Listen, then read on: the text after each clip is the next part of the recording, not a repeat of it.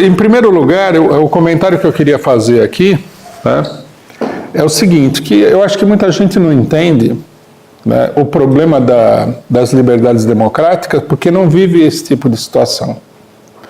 A gente vê isso daí muito claramente na esquerda pequeno-burguesa. Porque a esquerda pequeno-burguesa é useira e vejeira de processar, de pedir a criminalização disso, a criminalização daquilo, a criminalização daquele outro, né?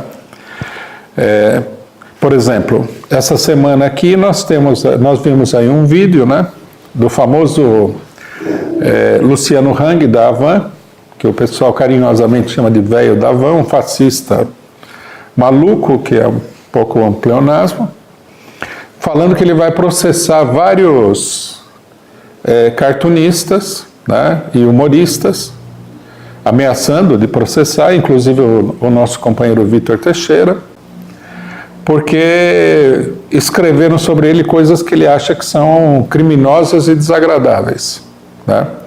A esquerda, de um modo geral, compartilha dessa posição do velho fascista, né? Se você falar alguma coisa desagradável de alguém, você deve ser processado.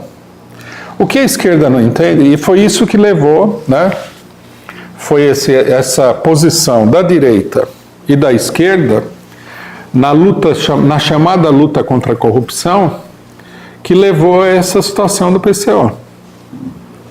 A burguesia, né, e a grande imprensa capitalista faz uma campanha, corrupção dali, fulano roubou, não sei quem suprimiu dinheiro não sei do que, etc. e tal. Os esquerdistas que não têm um programa democrático, né, que no fundo são... eles têm na cabeça preconceitos que são claramente de direita, apoiaram todas as medidas possíveis e imagináveis que se transformaram numa camisa de força no sistema eleitoral e partidário brasileiro. Aí eu pergunto para vocês, os partidos que participam da corrupção nacional, desde a época da ditadura, eles vão sofrer com isso daí? Muito pouco. Agora o PCO, que nunca participou de nenhuma corrupção estatal, vai sofrer muito. É isso que eles nunca conseguiram entender, tá? Você chega lá e fala assim, vamos colocar uma lei para que todos os racistas sejam punidos por lei e assim o mundo ficará livre do racismo. O que acontece? Né? Acontece o seguinte, essa lei, em grande medida, vai ser inócua, né? Essa semana foi publicada a notícia de que, você vê que ninguém... Foi publicada muito discretamente a notícia, né? Que o processo contra o Bolsonaro, que falou que os quilombolas não serviam nem para procriar, etc. e tal, esse processo foi arquivado. Tá? E assim a maioria dos casos. É a lei antirracismo. Né? Se o Bolsonaro não vai ser condenado por essa lei, a gente tem que colocar em dúvida a validade da lei. Mas você pode ter certeza que muita gente pobre, besta, às vezes até de direita, pobre, mas de direita, pode acabar sendo atacado, dominado por essa lei. Tá? Você vê que no caso do Bolsonaro não valeu nada. Tá? Ele falou que o pessoal atacou os quilombolas diretamente, né? E a justiça olhou e falou, não, isso aí não tem problema nenhum. Já, por exemplo, as pessoas que forem processadas aí pelo dono da Havan, se ele vier a processar as pessoas, vão sofrer uma perseguição que para elas vai ser pesada. Tá? Isso também é uma coisa que muita gente não entende. Se você é um integrante da burguesia, de um partido político grande, quer dizer, de um partido político burguês financiado pelos empresários, você pode sofrer processo. Você tem muitos e muitos meios de escapar desse processo. Mas se você é pobre, qualquer processo tem um caráter esmagador. Não estou dizendo que esse processo contra o PCO é esmagador, mas é um problema que nós temos que resolver. E para nós, dá 80 mil, 85 mil reais para o Estado, é muito dinheiro. Com esse dinheiro aí, com 85 mil, a gente poderia fazer muita coisa, por exemplo, nesses atos públicos todos que estão acontecendo. Agora vamos ter que dar para um Estado onde os industriais são sonegadores, onde os bancos não pagam imposto de renda, né? Onde a burguesia tem todos os privilégios, etc. e tal. Mas nós não temos como correr disso daí. Esse é o retrato da justiça brasileira que uma boa parte da esquerda apoia, né?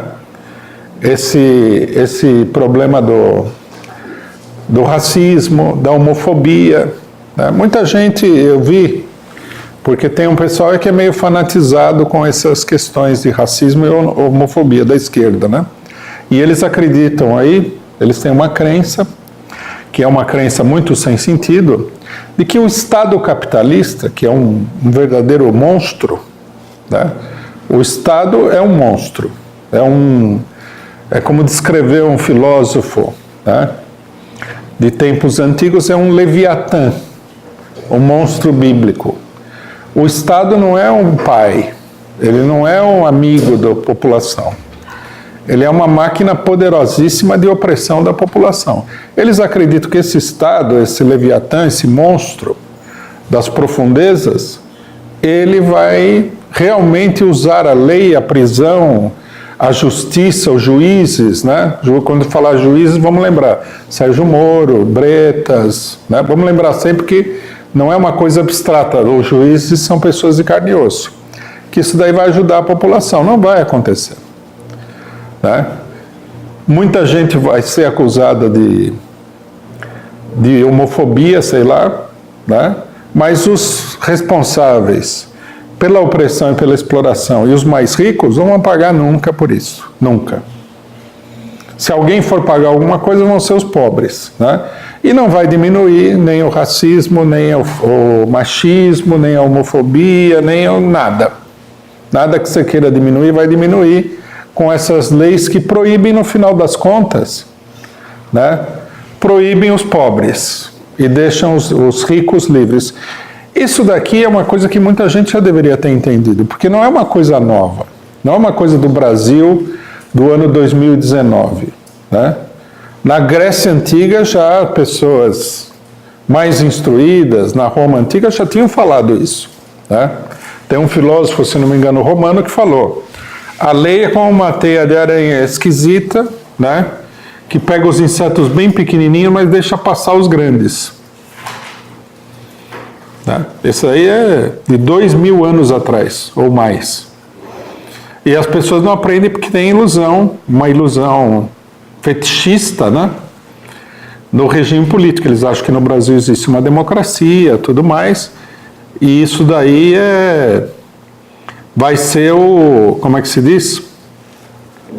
Vai ser resolvido pela lei.